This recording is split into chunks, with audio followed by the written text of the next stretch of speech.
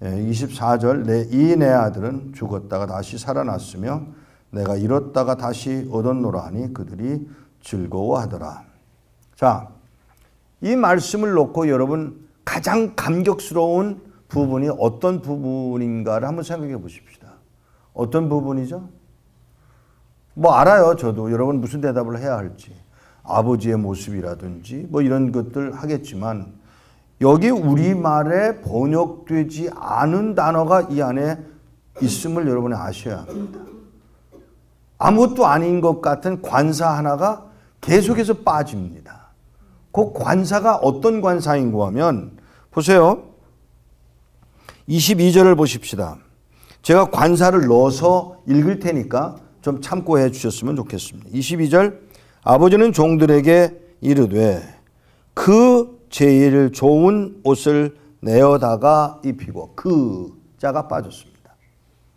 아버지는 종들에게 이르되 그 제일 좋은 옷을 내어다가 입히고 손에 그 가락지를 끼우고 발에 그 신을 신기라.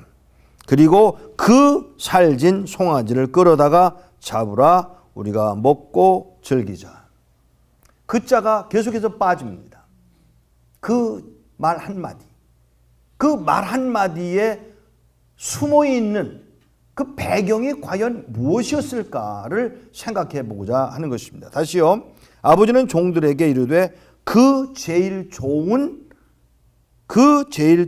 옷을 내어다가 그냥 좋은 옷 같은데 이게 왕자가 입는 롭이에요. R-O-B-E. 왕자가 입는 그 옷이에요. 자, 요 말 속에 숨어있는 그 단어들을 찾아내셔야 되는데 그게 뭐냐면 지금 누구 앞에서 이 말을 하고 계시죠? 누구 앞에서? 종들 앞에서 하고 있는 거예요. 공개적으로 하고 있는 건데 무슨 얘기인가 하면 그 이야기가 그냥 그 이야기가 아니라 그동안 종들과 함께 준비해 놓은 옷 아니었을까요? 네? 이 부분이 저를 감동시키는 거예요. 그 아버지는 그냥 멀리서 보고 산 거가 뭔데 라고 하는 이야기가 아니라 종들과 함께 그 제일 좋은 왕자가 입는 옷을 준비했더라는 얘기예요. 끊임없이.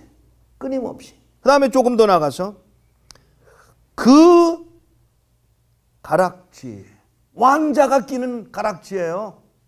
왕자가 끼어야 하는 그 가락지. 그리고 신발을 신기는데 그 신발은 어떤 신발인고 하면 왕자가 신는 신발이에요. 조금 더 나가서 살진 송아지도 그 송아지예요. 가장 좋은 살진 송아지를 잡아다가 먹자는 거예요.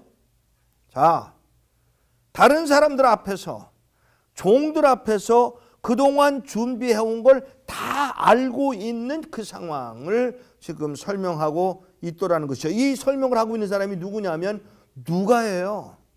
누가가 의사의 눈으로 주님이 하신 말씀을 그대로 여러분 아시겠지만은 이 세상에서 가장 짧은 드라마이면서 가장 강력한 영향을 주는 글이 있다면 드라마가 있다면 세상에서 이것보다 더 짧고 더 강력한 메시지가 있느냐라고 말할 만큼 강력한 메시지가 바로 이 탕자의 비유입니다. 숨어있는 이야기가 뭐냐? 숨어있는 이야기가 뭐냐? 오늘 여기 화면에 나왔던 사람들 중에 우리는 얼핏 누구만을 생각하기가 쉬우냐 하면 우리는 누구만 생각하느냐 하면 총 맞아 죽은 사람만 생각합니다.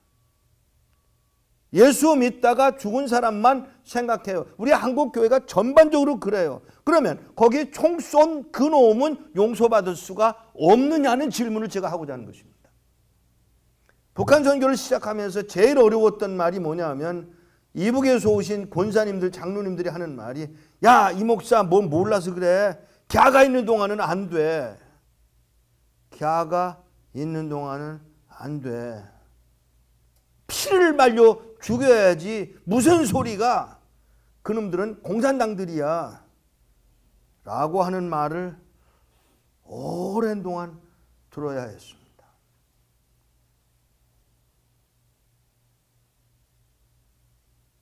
하나님은 공산당원들은 용서하실 수가 없다는 말인가요? 안 하시겠다는 말인가요?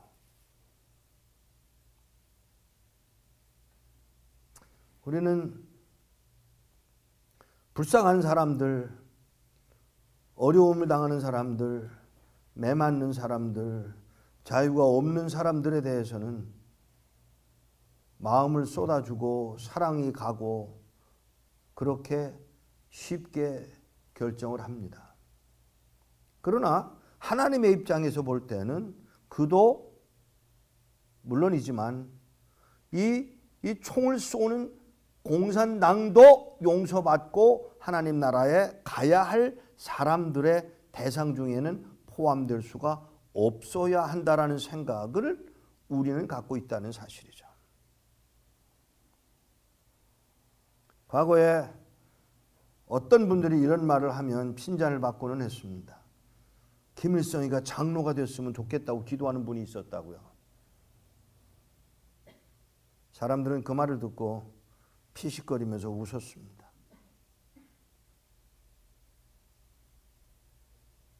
세월이 지난 후에 김정일이 회개하고 하나님 앞에 돌아와 장로가 되었으면 좋겠다고 하는 기도를 한 분들이 있었습니다. 또 여전히 비웃었습니다.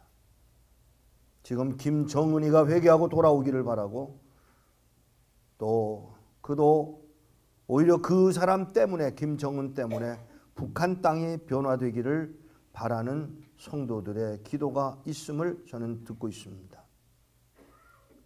저는 어떻게 생각하느냐 하면 하나님의 들으시고 안 들으시고는 하나님의 영역이고요. 저는 분명히 믿는 것은 그 마음은 예수 그리스도의 마음이라고 생각하는 사람입니다. 왜요? 우리는 쉽게 약자의 편에 섭니다. 그러나 그 인간적인 약자의 입장이지 하나님의 입장에서 볼 때는 그도 사탄에게 속은 한 사람, 한 영혼일 수 있다는 사실을 눈여겨볼 필요가 있습니다. 여기 집을 떠난 재산을 다 말아먹은 탕자, 그럴 수 없는 사람입니다. 그래서는 안 되는 사람임에 틀림이 없습니다. 그런데 다 말아먹었습니다. 그리고 형편이 안 돼서 만일에 그가 도박도 잘하고 또 돈도 잘 벌었다면 돌아왔을까요? 어쨌든 성경은 그 말은 하지 않지만 여기 분명한 것은 그가 돌아올 수밖에 없는 상황도 조성이 됐습니다. 그러면 그가 돌아올 수밖에 없는 상황으로 만들어 가시는 이는 누구실까요? 저는 하나님이라고 보는 사람입니다. 그래서 그가 그거를 놔두고 거기에 상황을 포기하고 아버지께로 돌아갑니다. 그런데 아버지는 그 아들을 기다리고 있었다는 사실입니다. 그리고 그 좋은 옷, 그 좋은 가락지, 그 좋은 신, 그리고 그 살진 송아지를 끌어다가 잡아서 종들과 함께 먹으며 즐거워하는 하나님의 사랑이 오늘 우리들에게 있어졌으면 합니다. 그래서 북한을 그런 눈으로 북한을 바라보십시다. 북한에 그 핍박당하고 환난당하고 고통당하고 굶는 사람만이 아니라 그 핍박하는 사람들, 환난을 만들어가는 사람들까지라도 하나님 앞에 돌아와야 함을 믿고 그 영혼도, 왜냐하면 나 같은 죄인도 살리신 분이 하나님이시니까. 나 같은 죄인이에요. 저는 찬송을 부를 때 가장 강력한 메시지가 바로 그거라고 봅니다. 나 같은 죄인 살리신, 누구 같은 이가 아니라 나 같은 죄인을 살리신 그 하나님의 사랑이 얼마나 컸으면 아들을 내놓느냐고 아시지만은 내가 죽는 게 차라리 낫지 아들을 내놓는 건 쉽지 않습니다. 근데 그 아들을 내놓는 하나님의 사랑이 얼마나 컸기에 나 같은 죄인을 살리신 하나님이셨다면 오늘 우리가 좀 눈을 크게 떠서 그리고 정확하게 하나님의 사랑이 어디까지, 아이고 저놈도 예수 믿어? 오우 저 자식도 천국 가겠네? 라고 할 때 오는 갈등이 우리들에게 없었던가요? 그런데 바울은 이방인에게, 원수였던 이방인들에게, 아니 자기 나라를 침공해서 짓밟았던 로마에 바로 돌아가서 그 황실에 복음을 전하기에 발버둥 쳤던 바울은 예수의 마음을 닮은 사람이 아니었을까라고 생각해 보고자 하는 것입니다. 오늘 눈을 떠보십시다. 정말 우리가 어떻게 기도해야 되느냐를 한번 정리를 해보시자고요. 그래서 우리가 어떤 사랑을 받았고 나는 또 어떤 사랑을 해야 되는지를 누누이 하는 이야기입니다마는 원수 사랑 안 되는 거니까 하라고 말씀하시는 것입니다. 원수를 사랑하라고 요구하시는 하나님의 그 메시지가 과연 무엇인지를 들어야 할 필요가 우리에게 있다는 이야기예요. 우리는 원수를 사랑할 수 있는 사람이 아닙니다. 남편에게 복종할 수 있는 게 아닙니다. 부모를 공경한다는 것이 어려운 일이기에 요구당할 때 우리는 어디까지 보셔야 되느냐면 그들을 사랑해야 되는 자리, 용서해야 되는 자리에 우리가 불리움 받았다는 사실입니다. 바울은 로마에까지 가야 하리라는 자기 개인의 어떤 욕망이 아니라 하나님의 부르심에 의해서 밀려서 그 자리까지 가서 복음을 전하려고 자기 생명을 드렸더라면 우리도 그래야 되는 게 아니냐고 하는 이야기를 하고자 하는 것입니다.